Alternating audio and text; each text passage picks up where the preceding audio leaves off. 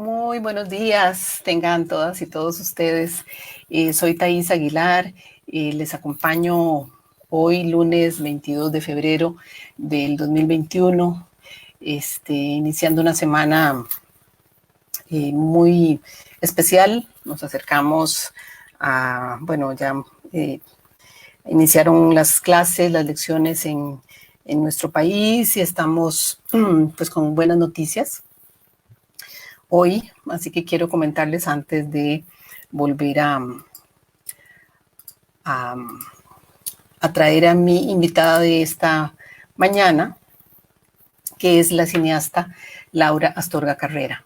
Pero antes de traer a Laura, que se ha desconectado un momentito, quiero comentarles una muy buena noticia que hemos tenido hoy por la mañana prácticamente en todo el mundo, y es que la pandemia del COVID-19 o SARS-CoV-2, como también se le conoce, la pandemia que nos ha tenido un año en esta zozobra a nivel global, está cediendo por primera vez, está remitiendo, según la Organización Mundial de la Salud, y que aparentemente esto tiene que ver con otras, no tiene que ver necesariamente con la vacuna, que recientemente también la semana pasada llegó un nuevo lote de vacunas al país, a Costa Rica, sino que tiene que ver con todas las medidas de salud pública que nuestros gobiernos han implementado y que el gobierno en Costa Rica ha implementado, y también a los propios ciclos del virus, que tienden a, digamos, a revertirse en algún momento. Así que eso es una muy, muy buena señal para todos, para todas y todos. Y según el último reporte de la Organización Mundial de la Salud, como se los decía, se puede ver que el número de contagios ha descendido en un 16%. Ese es el dato que se ha dado hoy, y eso significa 2.700.000 personas menos que la semana anterior. Y que el número de muertos pues también ha bajado muchísimo, en un 10% prácticamente, y eso significa 81.000 personas menos. Así que creo que es una muy buena noticia para comenzar esta semana. Y quiero pues contarles de Laura. Algunas de ustedes la conocerán porque ella es directora, guionista, productora y autora costarricense. Ella es cineasta. Es la creadora de 2 películas que muchas las vimos en algunas pantallas del país. Estas películas son Ellas se aman, un cortometraje del 2008, y Princesas Rojas, que es un largometraje del 2013. Actualmente está desarrollando el film Animal Lluvioso, está trabajando en esta nueva producción de cine, y probablemente, si nos da tiempo, porque hoy no vamos a hablar de cine, vamos a hablar de otro proyecto que ella desarrolla, pero vamos a ver si nos da tiempo y hablamos un poquito del cine, de lo que significa producir cine en Costa Rica. La narrativa fílmica de Laura se enfoca en lo que ella denomina picaresca feminista y escuela de zorras. Ella lo que quiere es, lo que desarrolla con estas 2 propuestas son relatos biopolíticos, donde propone un uso del lenguaje y de las imágenes alrededor de las mujeres diferente. Por eso reivindica la escuela de zorras y la picaresca feminista. Además, Laura es una activista apasionada, que centra mucho su atención en temas sobre derechos humanos. Específicamente tiene una larga trayectoria en ese tema, lo conoce muy bien, en feminismos y en lo que se denomina diversidad funcional o de discapacidad. Y también lo que trabaja desde hace mucho tiempo, además de producir cine y escribir y estar siempre activa en esos temas, es un proyecto de investigación y de pedagogía que se denomina el sexismógrafo. El sexismógrafo es una combinación, un combinado pedagógico que ayuda a detectar y a redimir el sexismo en el mass media y en toda la producción cultural de nuestras sociedades. Entonces hoy vamos a hablar con Laura sobre el sexismógrafo, y aquí tenemos a Laura con nosotros. Muy buenos días, Laura, bienvenida. Hola, buenos días. No sabía cómo entrar. Volví a entrar como pude. Sí, sí. Sí, es que habíamos salido hacía un momento. Uy, perdón. Déjenme quitar esto y estamos acá. Bueno, Laura, queríamos, ya pues conté un poco a la audiencia quién sos vos, qué es lo que haces, en qué trabajas, y ahora lo que quisiéramos es pues que nos contés un poco cómo nace el sexismógrafo y qué es, ¿verdad? Creo que su palabra lo dice muchas cosas, pero sí quisiéramos saber, pues, que nos contaras del sexismógrafo. Bueno, o sea, creo que el lugar de nacimiento, por decirlo así, es como que he estado vinculada siempre desde pequeña mucha gente con temas de derechos humanos, ¿no? Entonces siempre hay como toda una fe y una esperanza en la política pública acerca de cómo se afrontan los temas de derechos humanos. Y es muy frustrante notar inmediatamente que esa política pública o esas leyes realmente no importan. Entonces, digamos, eso es por un lado, ¿verdad? Como saber que hay leyes, incluso de vanguardia, que no se cumplen del todo, no se cumplen del todo. O sea, que entre más evoluciona la humanidad, hay cosas que igual no les importan a nadie, entonces no se cumplen. Eso por un lado. Y por otro, pues, cuento historias, ¿verdad? Como hago cine. Que eso en Costa Rica pues es un decir, o sea, digamos, yo diría que cuento historias, porque lo de Costa Rica es muy poquito, se hace poco, no hay televisión, hay un cine muy reducido como relatos y digamos a esta altura, por ejemplo, casi no, creo que la única película documental acerca de una mujer en la historia de este país es la de Chabela y está hecha por una norteamericana. Netflix y dos Cierto. directoras, una norteamericana y otra chilena, mexicana. Entonces, al final, lo que nos queda claro es que no somos un país como que tampoco le interese demasiado proyectar su cultura. Entonces, bueno, o sea, no hay problema, eso pasa con los países chiquitos, conservadores, en fin, esa es la situación que tenemos. Pero lo que sí es muy grave es que entonces yo empiezo a descubrir desde esta manera de hacer cine, que es bastante precaria, y a la vez que no se cumple la ley, que más importante que la ley es algo que se denomina el relato simbólico. El relato simbólico viene a ser como, digamos, lo que nos contamos de nosotros mismos, de nuestras historias, como denominador común. Es decir, podría yo no conocerte, Thais, pero las dos hemos leído el mismo libro y eso nos identifica, o las dos hemos visto la misma serie y eso nos interesa y nos compromete, y nosotras podemos establecer un vínculo o una conversación a partir de ese relato que nos sentimos que nos identifica. Cualquier relato, ¿verdad? O sea, estoy hablando desde cosas que están en la prensa, chistes que se pasan por WhatsApp, hasta una serie de Netflix. Entonces, digamos, lo que yo entendí con mi análisis desde el cine es que lo que sea que se coloque en el relato simbólico en las sociedades, cualesquiera, tiene un tiempo de entre 1 y 6 meses de instalarse por completo en la cultura. Cosa que las leyes se aprueban hoy en la Asamblea Legislativa y nadie sabe cuándo se va a poder implementar esa ley, incluso cuando tiene todos los mecanismos de aprobación dados por los gobiernos, ¿no? Bueno, se supone que en nuestro país se implementan en el momento en que están publicadas en la Gaceta electrónica. Sí, pero eso no... Pero eso es un proceso formal, sí. Pero correcto. Vos lo que decís es la de que nos apropiemos, claro, el uso y que nos apropiemos como seres humanos. Usuarias y usuarios de esas políticas públicas o esas leyes, eso es lo que logra el relato, no lo logra la ley. Eso no lo logra la ley de ninguna manera. Y de hecho, muchísimas leyes se hacen a partir de que el relato se instala primero. Sí. Entonces, nuestro deseo es formalizar eso que nos contamos que hacemos de esta manera y lo convertimos en ley. Pero hay otras muy bien intencionadas que se colocan en ley primero pero no se colocan en la cultura nunca, y entonces nunca se usan. Ya. ¿Verdad? Y ahí...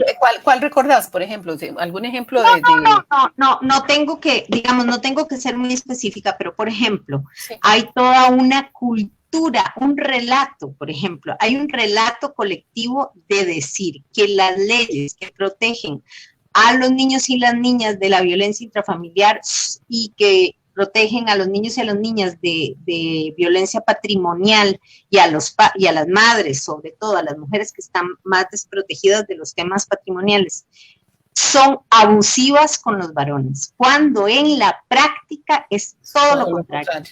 Sí. Todo lo contrario. Es decir, yo lo vivo en primera persona todo el tiempo porque tengo un ex marido, digamos, que abusa profundamente de su violencia patrimonial, entre otras, pero también digamos, en la intimidad con otras mujeres o con otras personas, adultos mayores y así, la gente tiene el relato secreto de que es totalmente opuesto a lo que se dice en los medios de comunicación, a lo que se reclama, a lo que una señora ayer de 65 años viene y me dice, esos pobres muchachos que meten a la cárcel por la pensión. Por pensión alimentaria, sí. Exacto. Entonces, este es el relato. Y esa señora que me dijo eso ayer, es una señora que ha vivido todo tipo de violencias de ese tipo. Incluso su vivencia no la hace consciente de que el relato que ella perpetúa es el otro. Claro. Es una cosa impresionante. Bueno, eso es la cultura patriarcal en operación. Exactamente. Exacto. Entonces, digamos, ¿qué es lo que yo descubrí? Que me parece excelente el INAMU, las leyes, todo bien, pero si no cambiamos el relato, no va a pasar nada. Yo enseño esto del sexismógrafo a países más industrializados que Costa Rica y más grandes que tienen televisión y que tienen autores y autoras que pueden generar contenidos que generan un cambio en televisión. En Costa Rica, lo único que puedo hacer es incidir en el periodismo, que es lo que más hay. Pero Costa Rica es demasiado conservador, entonces, digamos, la gente no está tan interesada o no. Entonces, al final, digamos, como que Costa Rica termina siendo como un espacio donde yo vivo, pero no necesariamente aquí ejecuto esto del sexismógrafo.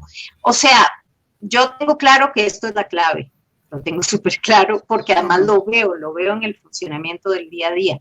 Es tan, digamos, tan potente el relato que esta misma señora de ayer tuvo que decir una frase que yo dije, esto necesito contárselo a mucha gente, necesito que la gente entienda la lógica.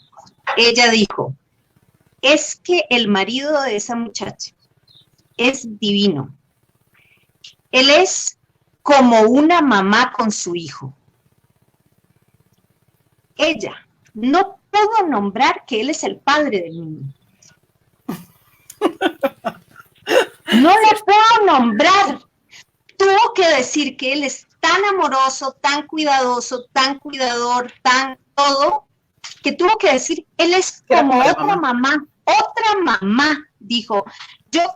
Yo quedé como que me tengo que agarrar esta mesa. Yo dije, si se lo desarmo, la ofendo, no se lo desarmé, se lo desarmé, sino nada más como dije, es tan absolutamente transparente su línea de pensamiento, de que no hay manera de que los padres se identifiquen con un lugar de paternidad, sino que si ellos tienen una vida de paternidad normal, son una mamá. Claro, bueno, además eso no solo lo dice ella, yo creo que muchas mujeres de una u otra manera lo hemos dicho, claro. Todas. Claro, pero parece la mamá de los chiquitos. Sí, totalmente. Es que él parece como una mamá. Sí, yo entiendo dónde estás desmontando el relato. Es una cosa impresionante, sí. Entonces uno escucha eso y uno dice, claro, así es como jamás los padres van a asumir un lugar potente frente a los hijos, jamás. Sí. Porque de cuidadores, de lo que demandamos muchas mujeres o muchos sectores del feminismo, en este caso también. Exacto. Sí, te entiendo perfectamente. Sí, muy interesante, porque es una mujer, como digo, ella en su experiencia propia ha vivido absolutamente todo eso y sin embargo no le desarma el relato. Es que desarmar el relato es un acto consciente del carácter científico, no es instintivo ni es intuitivo porque somos mujeres o porque tenemos vulva. Para nada. No, es cultural, se construye así. Que eso es lo que a veces cuesta transmitir y explicar cuando una trabaja sensibilizando en temas de lenguaje inclusivo, en temas de igualdad, en todo ese tipo de cosas, bueno, que además todo, siempre salen, de hecho, las mismas argumentaciones muy básicas, además, al respecto de eso, ¿verdad? De que las mujeres donde hemos estado, que en la historia de la humanidad que no aparecemos, bueno, que nos han ocultado sistemáticamente por siglos de los siglos, no todos los siglos fue así, además, pero sí es interesante, a veces es como hacer que la gente lo vea, porque eso es lo más difícil. Lo tenemos tan entronizado y se nos achaca tanto todos los días a través, en este caso, del mass media, del entretenimiento, del cine, de la televisión, de los libros, de los videojuegos, ¿verdad? De todas estas formas culturales. Bueno, voy a contarte cómo funciona esto que te digo, que entre una semana y 6 meses, ¿verdad? Entre un mes y 6 meses, aquello que está en el relato simbólico se instala en la cultura como si fuera un chip, ¿verdad? O sea, todos estos chips que son los relatos simbólicos, tienen una posibilidad de estar entre una semana y 6 meses ya instalados. O sea, en ese lapso de tiempo se instalan. Pero eso con el sexismógrafo. No. Eso es como funciona la cultura, digamos. Okay, vamos a ver una serie, ¿verdad? Okay, por decirte Betty la Fea, pero no, 10 capítulos, una miniserie Betty una más reciente, porque no todo el mundo puede ser que bueno, sí, es que yo soy muy experta en Betty, perdón. ¿Cuál? Decime vos una que te interese. ¿Alguna reciente de Netflix o de alguno de estos, de algún espacio popular que veamos? Bueno, el sexo y la ciudad. Bueno, Sex and the City, sí. Ok. Esa es una serie, digamos, que en la primera temporada ya generó un relato en donde muchas mujeres dijimos, y muchos hombres también, así conozco una yo soy tal, o yo soy tal, ¿verdad? Eran buenos arquetipos. Ajá, pero ¿cómo funciona esto del relato? Bueno, entonces hablábamos que en las legislaciones, en los gobiernos, ¿verdad? O sea, en la política, en las leyes y en la academia, son 3 espacios totalmente racionales que funcionan de 8 a 5, ¿verdad? De lunes a viernes, ¿ok? Esos 3 espacios racionales de 8 a 5, ahí estamos de avanzada, ahí estamos, ¿verdad? En la última línea del feminismo, del antirracismo, lo que querás, o sea, lo que querás, ahí estamos ganándole a absolutamente todo lo que no era civilizado de la humanidad. Muy bien.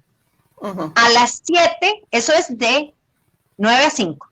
A las 7 de la noche, con la cena servida y con el sexo y la ciudad en la tele, que entra desde un lugar totalmente emocional, todo lo que se hizo de 9 a 5 se desarma completo. Eso se llama, es una teórica española la que lo descubre y se llama el fenómeno Penélope.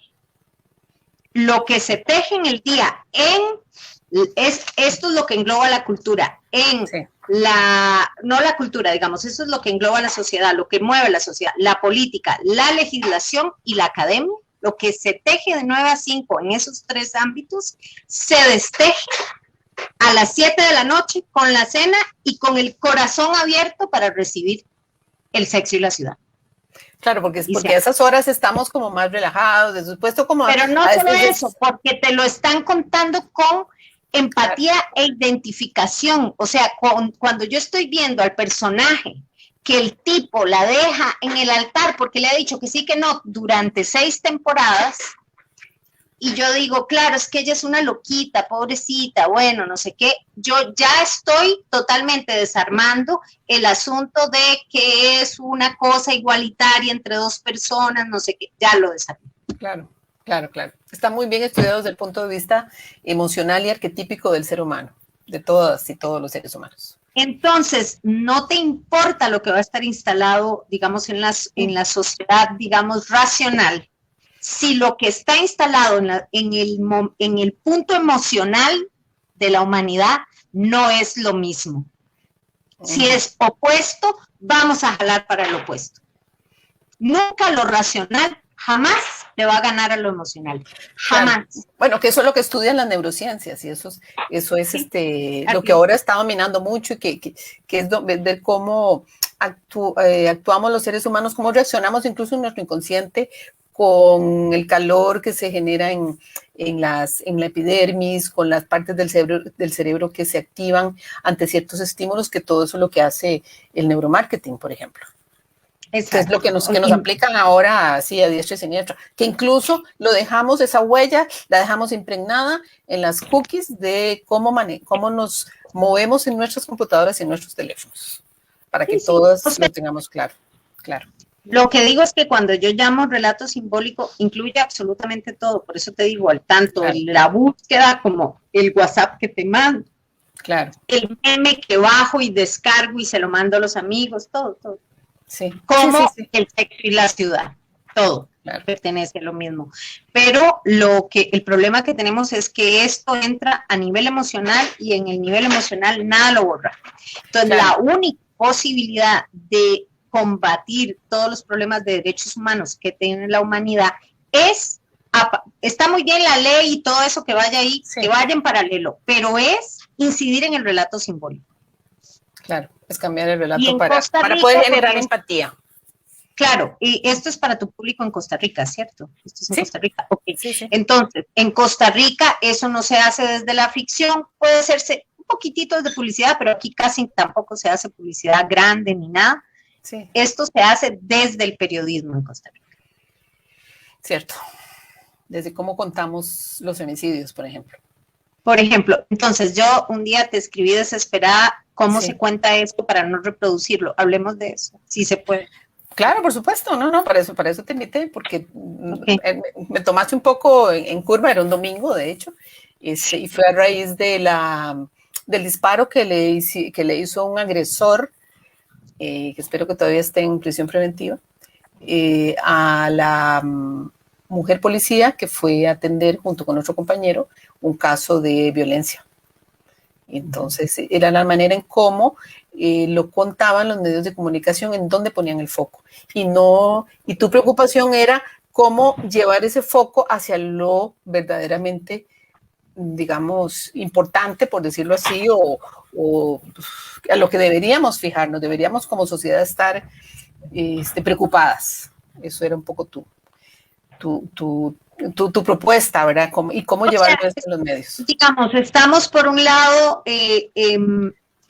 porque además eso que provoca el enfoque de la noticia, que un montón de gente dice, es que para qué andan metiendo viejas en la policía, de todo, ¿verdad? Se dice de todo, pero para mí la pregunta es cómo abordar esto, o sea, a un integrante de la fuerza pública, a una persona de la fuerza pública le dispararon la cabeza en esta denuncia por violencia doméstica. Esa es una manera de neutralizar el tema de género.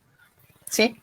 O colocarlo desde el lugar de género, pero ¿con qué objetivo? ¿Para qué? Sí. O bueno, o lo que también yo he insistido mucho también en mis capacitaciones en ese tema, y es poner el foco sobre el agresor, ¿verdad? O sea, no de que una mujer fue víctima, no sé qué, sino hombre, marido mató, asfixió a su compañera, a su esposa, ese tipo de cosas, ¿no? Entonces, es complicado, por ejemplo, a una mujer que es periodista y relacionista pública que conozco, pasó en Colombia, pasó lo de Ciro Guerra, que es un director que fue denunciado por 8 mujeres que hicieron una denuncia con corte periodístico, o sea, desde el periodismo y con identidad protegida, para que hubiera una condena pública. Ellas no buscan dinero, no buscan nada, solo buscan advertir una condena pública. Y de hecho, de alguna manera funcionó. Netflix tenía un gran proyecto con él y lo canceló. Dicen que por COVID, pero todos sabemos que o sea, es ¿por qué? Por acoso. Porque para Netflix o Amazon, no me acuerdo, es muy, muy grave tener a alguien que perpetra o que tiene esa...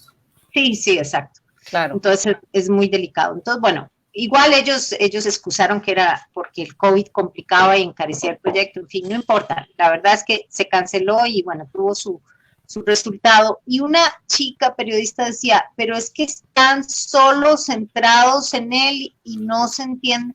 O sea, como que ella, digamos, hay gente que lee que cuando el relato está sobre él, lo ponen en calidad de víctima. Sí, depende del tema, depende cómo se aborde, depende de lo que se diga, ¿no? Es complicado, yo entiendo tu propuesta y un poco trabajamos cotidianamente en eso, porque es tan perverso este tema, incide de manera tal en ese imaginario social, donde tenemos esas ideas también muy maniqueas del comportamiento de las mujeres y de los hombres, porque en realidad nos afecta a todas y a todos, que en esa dinámica siempre hay una desventaja, sin embargo, esa desventaja nunca es a favor, nunca se ve con otra mirada hacia la realidad de las mujeres, que siempre estamos quedando, porque así es. Y creo que se ha incrementado mucho más ahora con la pandemia, que de ese tema lo hablaré más adelante en otro, y aprovecho para anunciarlo, con dos destacadas expertas en ese tema a nivel global, y dos latinoamericanas. Para el 8 de marzo las tendré en este programa. Pero bueno, volvamos al tema del sexismógrafo. Entonces, estábamos en el relato, nos estábamos poniendo un ejemplo, entonces el sexismógrafo ayuda a identificar esta situación y a revertir eso desde, digamos, la parte creativa, por lo que veo, por lo que nos contaste. Más de que la parte creativa, a la parte que genera contenidos, porque, bueno, parece que creativo es algo así como poeta, cuentista, guionista, ¿no? Y no, también es quien hace un meme, quien genera una noticia, o sea, es todo eso. El punto es el lugar desde donde se cuenta, ¿verdad? Que ya lo dijiste, o sea, como con qué objetivo se cuenta y tal. Entonces, cuando uno es tan consciente de que el relato simbólico es algo tan poderoso, ya empieza a ser muy cuidadosa a la hora de usarlo. Y una cosa que sucede es que no solo es muy cuidadoso, sino que ya tenés ganas de absolutamente no hacer de él un panfleto, porque sabes que la gente va a rechazar eso. Y lo que quieres es que la gente genere empatía. Entonces, digamos, como me ha pasado como en México, sobre todo, ¿verdad? Que las compañeras que llevan el taller, inmediatamente lo que quieren hacer, lo que terminan haciendo es personajes, más que tengan una fachada o una postura feminista, ¿no? Que tengan todo lleno de contradicciones. Entonces, yo a esto le llamo, digamos, voces críticas. Por ejemplo, ¿qué es voces críticas? Digamos que en El sexo y la ciudad, por ejemplo, tenemos a estos 4 personajes, ¿verdad? Y estos 4 personajes en realidad son 2. Es un diálogo entre 2. Las mujeres que viven en torno a los hombres y la que no. Y las autónomas. Las autónomas. Las autónomas es una sola, Samantha, las otras 3, toda su vida se basa en su vínculo, en parirle a un hombre, en casarse con un hombre, en buscar casarse con un hombre, ¿no? Entonces, terminan siendo 2 y el diálogo es entre ellas 2. Y lo que hace Samantha es ser la voz crítica, porque las otras 3 lo que hacen es ser arquetipos de cosas que vemos muy bien. Solo Samantha se corre del lugar, parece que es muy putona y ya, y no, lo que siempre es que no puede estar en el lugar, digamos, de los 3 arquetipos de sus amigas, siempre se sale, o sea, se coloca un ratito en uno y lo encuentra feo y se va, y se coloca en otro y lo encuentra feo y se va, y siempre lo encuentra feo. Entonces, siempre hay este diálogo entre ellas, por eso ahora la gente dice, va a haber un retorno sin Samantha, y yo, bueno, nos vamos a dormir todos, o sea, ¿con ¿con quién van a interlocutar? O sea, las Claro. otras tres son idénticas, se quieren casar, tenerle hijos y ya. Incluso la que después puede convertirse en un personaje lésbico, que es la pelirroja, que en realidad la actriz es lesbiana, está casada con una señora, igual pertenece a un binario de generar una familia binaria. Entonces ya eso la coloca en un lugar mucho más tradicional y por eso no está del lado de Samantha, que sería la voz crítica. Entonces, el punto es que a la hora de construir personajes o a la hora de pensar un contenido, es colocar siempre la voz crítica, es colocar lo que sucede y la voz crítica, todo el tiempo a dialogar para poder colocar en la cultura o poner Inception o instalar el chip o como quieran o tener el app activo de que existe la voz crítica hacia eso que se está tratando. Okay.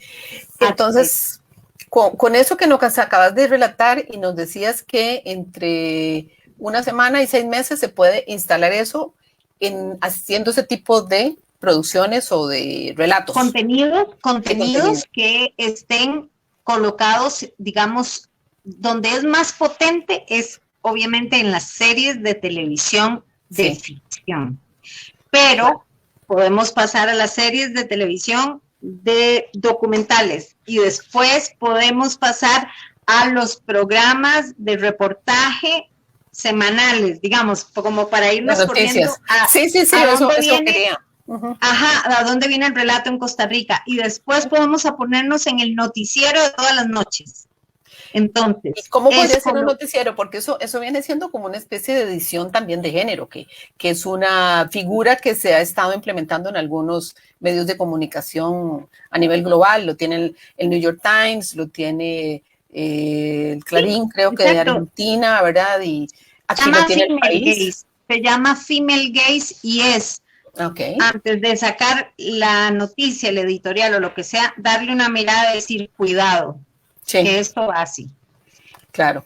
Esto lo tiene, eso que vos decís, lo tiene una edición de género porque todo el mundo es un vago. Estoy hablando de hombres y mujeres y no quieren estudiar este tema porque esto no tendría por qué ser una edición de género. Esto tendría como cada periodista decir, bueno, voy a poner estos dos elementos en la balanza porque en este momento estamos tratando de corregir este problema.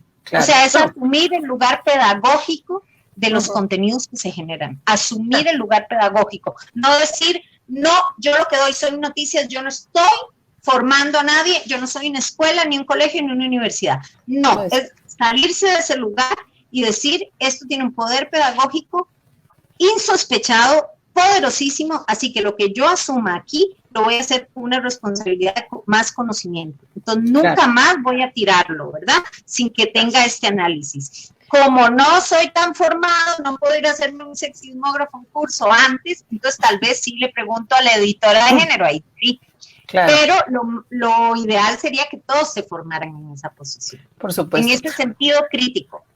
No, incluso me imagino que tu sexismógrafo, y además con base en tu experiencia en el trabajo de los derechos humanos, no significa solo revelar o develar lo que hacemos las mujeres y todo lo que está oculto, sino todo lo que es diferente desde esa lectura cultural, que tiene que ver con personas de otras etnias, con personas de otras diversidades sexuales, con personas con otras condiciones físicas y demás, ¿verdad? Entonces es toda la inclusión en su conjunto.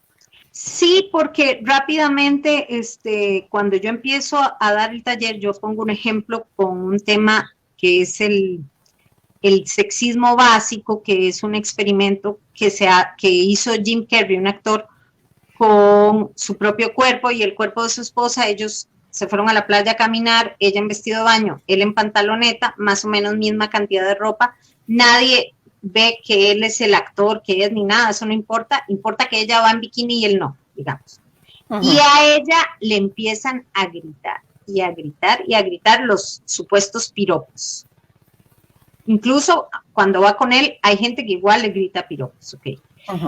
Eso, digamos, se puede traspolar a un caso aquí de una pareja de jóvenes que son como crossfiteros o gente que entrena mucho, que también iban a correr y ellos, o sea, ellos estaban por el deporte y por entrenar y por tener un cuerpo torneado y todo eso, y les empezó a pasar que iban a correr y a ella le gritaban de todos los carros y a él no. Entonces él empezó a hacer un experimento increíble, pero increíble, que yo necesito hablar con ellos para que me cuenten esta experiencia de primera persona. De esto me enteré. Nada más. Se te fue el audio. Se fue el audio, chica. No te oigo. Ups, a ver, ¿qué pasó? Voy a removerte un momentito. Y te hago otra vez. Vamos a ver, ¿ahora? 1, 2, 3, probando. Ahora sí, okay. Te congelaste un poquitito. Que te pregunté que si era reciente, si había pasado recientemente. De los últimos 5 años esto ha pasado, pero la cosa es que él empezó, en parte del experimento que empezó a hacer, es ir él con menos ropa, hasta que terminó corriendo en tenis y en tanga. Él. ¿Y cómo le fue? Siempre le gritaron más a ella. Siempre, claro. Entonces, ¿cuál es el descubrimiento que hacen ellos dos como pareja y que hace Jim Carrey? Que siempre le van a gritar al más débil del grupo. Porque lo que hizo Jim Carrey el día siguiente, él experimentó eso y dijo, qué mierda. El día siguiente, él se puso el vestido de baño de la esposa. Y la esposa un vestido. Digamos, se puso un vestido un poquito largo. Sí. Y él se puso un vestido de baño de mujer. Entonces, en una situación social donde ella es mujer y él es alguien en tránsito o algo extraño, es decir, un hombre con un vestido de baño de mujer pero con pelos, por ejemplo, y sin pechos, el más débil es él. Lo que parece más femenino. O sea, el más frágil del grupo. Sí. El que está más expuesto es él. En la pareja esta de un hombre que se ve como heterosexual y una mujer que se ve como heterosexual, ella es siempre la más frágil del grupo. Sí. Entonces, cuando yo analizo esos casos y descubro eso, lo que yo entiendo es que esta lógica de de cómo proteger en derechos humanos a alguien es al que sea más frágil del grupo y punto. Sí. Ya sean mujeres, ya sean personas con discapacidades o diversidad funcional, ya sean personas racializadas, diversas, sexualmente, o sea, la que sea. Sí, o personas mayores. Entonces eso, digamos, me simplificó para saber dónde está el foco de la agresión y dónde está el foco de la fragilidad. Y es en el más frágil, ese va a ser el más agredido, claro, o más agredida, y quienes van a agredir van a centrarse en la población que va a agredir. Generalmente va a ser un grupo, hombres, mujeres, no importa, y va a centrarse en la pieza más frágil del grupo, claro, social. ¿Qué es lo que pasa con el bullying, con el matonismo también? Exacto, pero ya cuando esa lógica te da paz porque ya sentís, esto no es una guerra de los sexos. Si esa persona, si ese hombre que parece heterosexual, un día se le ocurre ponerse falda, lo matan en la calle. Bueno, que eso es lo que pasa con los transgéneros, los transexuales. Así es. ¿Verdad? Especialmente, especialmente los que pasan a ser mujer, los que asumen... la transición, totalmente. La transición y la identificación de género.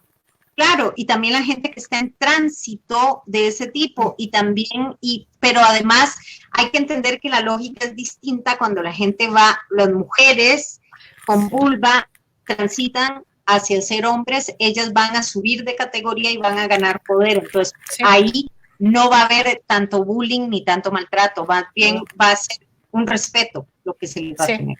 Y eso lo notan todos los hombres trans, lo notan y lo saben. Es parte de su transformarse en trans, es ganar poder, ganar fuerza, ganar respeto. Y los otros también entienden lo que significa bajar de categoría. Correcto, que es en este caso ser mujeres, pero depende del conjunto social, no siempre van a ser mujeres las más frágiles, hay circunstancias donde van a ser mujeres con discapacidad racializadas, mujeres alcohólicas, no sé qué, ¿verdad? O sea, en realidad siempre hay que estudiar el contexto y en ese momento tomar las decisiones de protección en el contexto, en el momento. Por eso es que en derechos humanos a veces hablamos de los triples discriminaciones hacia las mujeres, que no es solo si somos mujeres, sino si somos negras, si somos indígenas, si somos pobres, si somos de otra diversidad sexual, si tenemos alguna discapacidad, en fin, todas esas condiciones es un menos en nuestra calidad de vida y nuestra representación en la sociedad, ¿verdad? Así que claro. Hay una cosa que no entiende. No, hay una cosa muy interesante, digamos, yo me dejo las canas, tengo 45 años, pero digamos, me dejo las canas y hay mi pelo es como gris o mitad blanco y así. Entonces, hay una cosa muy interesante que descubro también, que es la invisibilización de la vejez, ¿verdad? Entonces, no soy una voz tan válida porque soy vieja o porque quiero tomar un lugar de vieja. Entonces yo me doy cuenta de eso, que además después busco productos para canas en el pelo, ¿verdad? Productos como de higiene y de que se vean más lindas las canas y todas dicen for men. ¿En serio? Sí. No puede ser. Ay, qué horror. Sí. Entonces, Platinum, no sé qué, champú Platinum. Entonces son más baratas. Porque no, si fuera, no necesariamente. Es que no hay manera de comparación porque no hay pintas, porque realmente no hay para mujeres, no hay punto de comparación. Entonces lo que me doy cuenta es que el privilegio de acumular lo que sea, Thais, es masculino.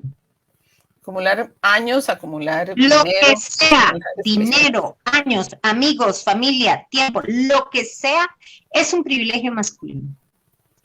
Las mujeres, entre más ingenuas, menos aging, o sea, menos avejentadas, es como son atractivas. Claro. Los hombres pueden ser atractivos por su juventud y también pueden ser atractivos por su acumulación de años, por ejemplo, o de canas, o de arrugas. Es impresionante. Entonces, digamos, como que me ha tocado muy poquito, es una variable nada más de las discriminaciones, jamás es como la discriminación de una persona racializada o algo así, pero me ha tocado defender un lugar chiquitito de yo voy a acumular porque me da la gana, voy a acumular años, me da la gana acumular años. O sea, me da tanta rabia que incluso acceder a tratamientos de anti-aging, que ahora es más accesible económicamente, me da cólera tener que estar, como decir, te hacemos ¿cómo se dice? Un delineado de cejas anti-aging, Sí. No lo pueden llamar solo delineado de cejas, no pueden, digamos, como que te diseñan las cejas solo así, porque a uno le da la gana, tiene que ser anti-aging, o sea, que tiene que ser anti-envejecimiento.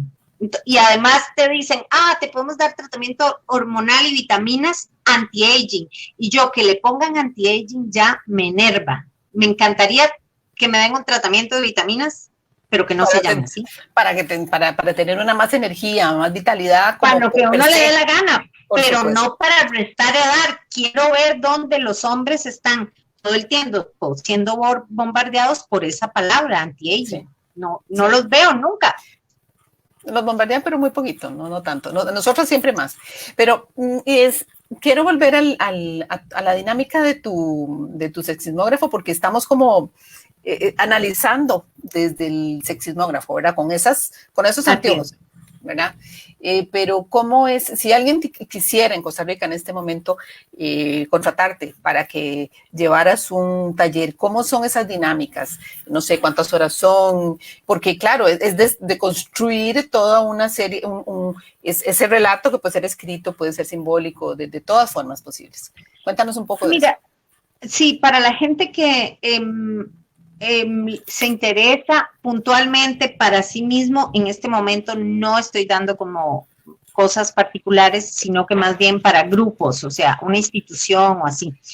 Y suelen ser 5 módulos y son como de 1:30 a 2 horas cada uno, interactivos.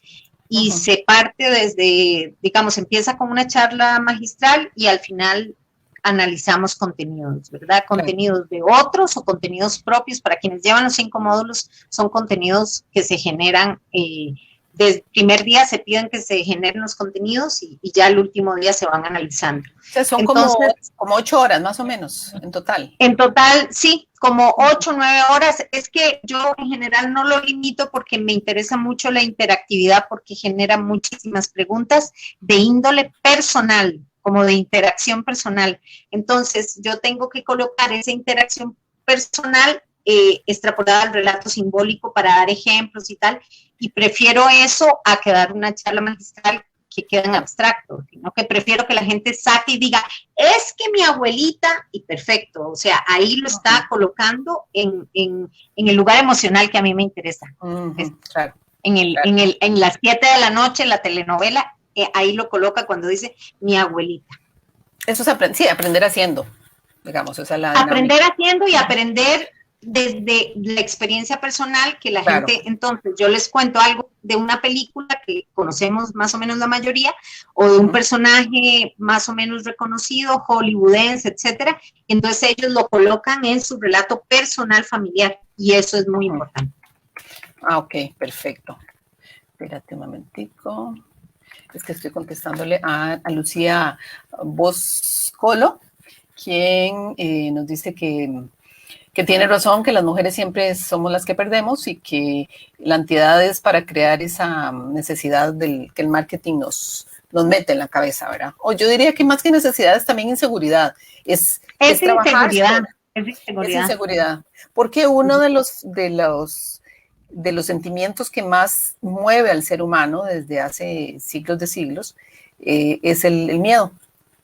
Eso es lo que nos controla, el miedo es el que nos hace, se graba fuertemente en la amígdala, que es una glándula que tenemos en el cerebro, no las amígdalas que tenemos en la garganta, que yo no tengo, por cierto, sino que es a donde los recuerdos más, las emociones más fuertes, sea el miedo, sea de satisfacción, sea de amor y demás, quedan grabadas ahí.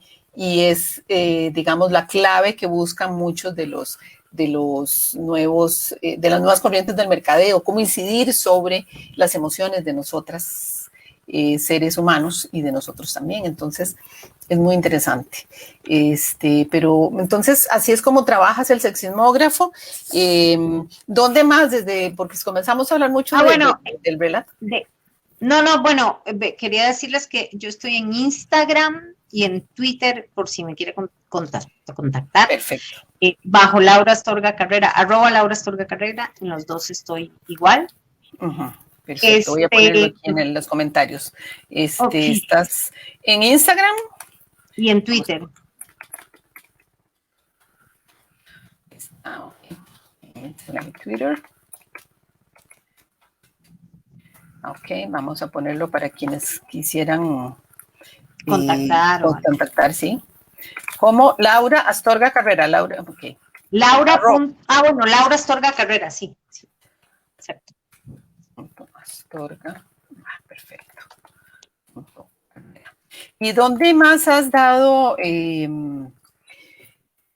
has impartido estas capacitaciones? Porque nos contabas que lo haces en Costa Rica especialmente para medios o para cierto tipo de sectores, pero que en otros países donde se produce... En Costa Rica quiero hacerlo, pero no lo he hecho porque es muy chiquito y muy conservador, cuesta mucho. Bueno, pero no, vamos a ver. En Guatemala, en El Salvador, en México varias veces, y ahora para el 8 de marzo estoy invitada a 3 actividades distintas. En España ahora va a ser marzo o abril, en abril va a ser en España, siempre en digital, ¿verdad? Yo sin vacuna no me muevo. Claro, no casi nadie en este momento. Nadie, exacto, sí. Igual con 45 años no parezco estar cerca de estar vacunada todavía, entonces por ahora es en digital, pero digamos, lo he dado en vivo y en digital a los festivales de cine a los que voy, que es, he estado en Bolivia, en donde más, en Colombia, así en, no sé, en Latinoamérica es como, no, de todos menos como 6 países de Latinoamérica. Ah, ok. Bueno, y termina, No, termina. no, que lo que digo es que donde la gente se interesa más es donde hay televisión de ficción, porque ahí ellos saben que pueden incidir directamente. El periodismo no siente la gente que pueda incidir en lo emocional, pero hay que decir que en nuestro país, por ejemplo, Costa Rica, que no tiene televisión de ficción, nada casi, lo que más hay es periodismo. Entonces, ese es nuestro relato simbólico es el periodismo. Hay que agarrarlo de ahí, o si no, digamos, dejamos desprotegido ese lugar, Ujú, que nadie asuma el rol pedagógico que tiene el periodismo, sin claro. que nadie lo asuma. No digo que el periodismo tenga que ser pedagógico, sino que sin que nadie asuma el rol pedagógico Sí, que cumple, sobre todo cuando no hay relatos de ficción claro. en la televisión. La gente me puede decir el cine, pero es que nadie va a ver cine y menos películas costarricenses. Entonces, cuando hablo Sí. de relato simbólico, el más potente, digamos, es el de la televisión de ficción, y ese aquí no hay. Pero entonces, ¿quién ocupa ese lugar? El periodismo, y el periodismo entonces va a su aire. Sí, o la producción de entretenimiento, digamos, que hay en el país, que también Sí. tenemos, que es de Ujú, contenido liviano, por decirlo así, ujú, pero ujú. requiere en efecto una revisión que lo que haría es probablemente mejorar la calidad. O sea, porque Sí, y que más no gente la pierde, vea.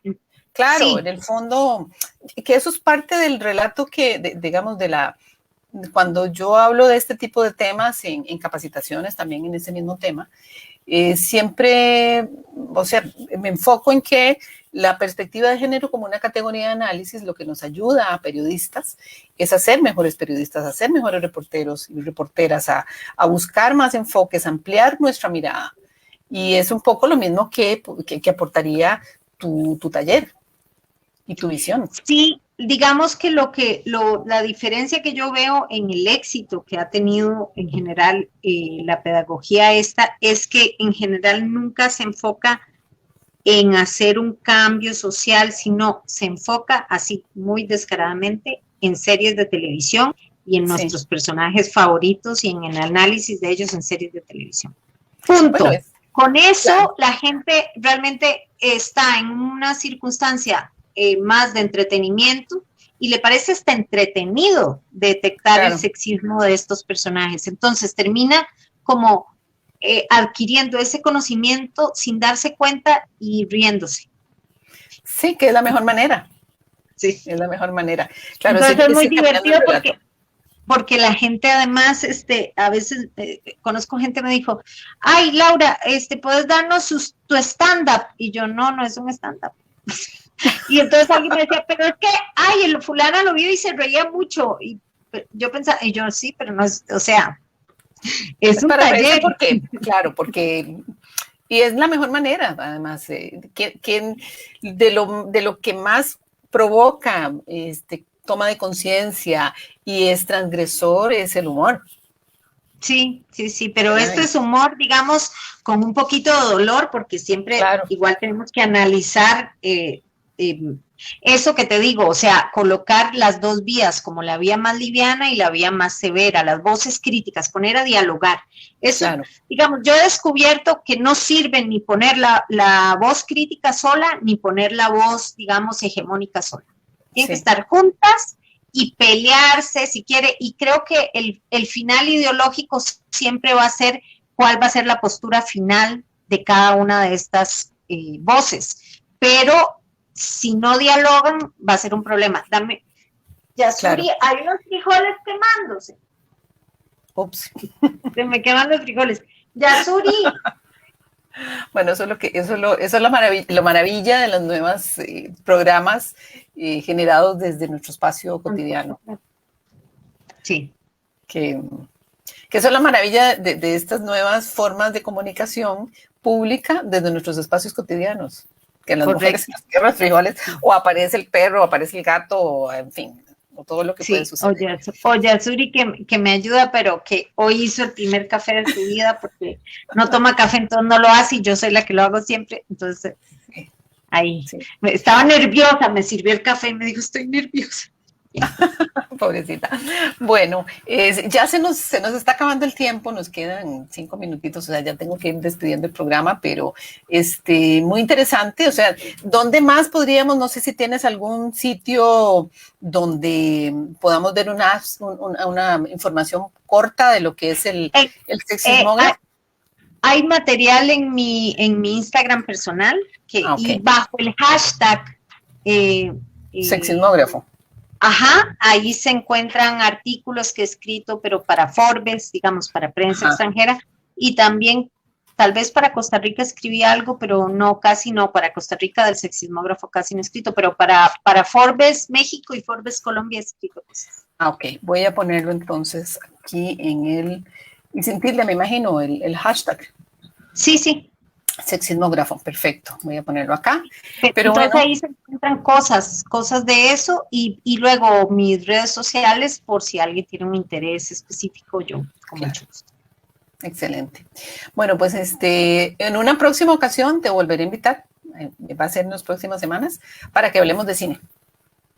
Hablemos de cine. Ok, todavía no puedo hablar mucho porque estoy en proceso de creación, pero sí, me encantará, pero para hablar de apreciación de cine, de por qué, bueno, sobre todo porque ahora tenemos una película guatemalteca como candidata al Oscar, y donde hay una producción pues muy interesante desde Guatemala, y porque teniendo pues también cineastas en nuestro país no estamos llegando a ese nivel.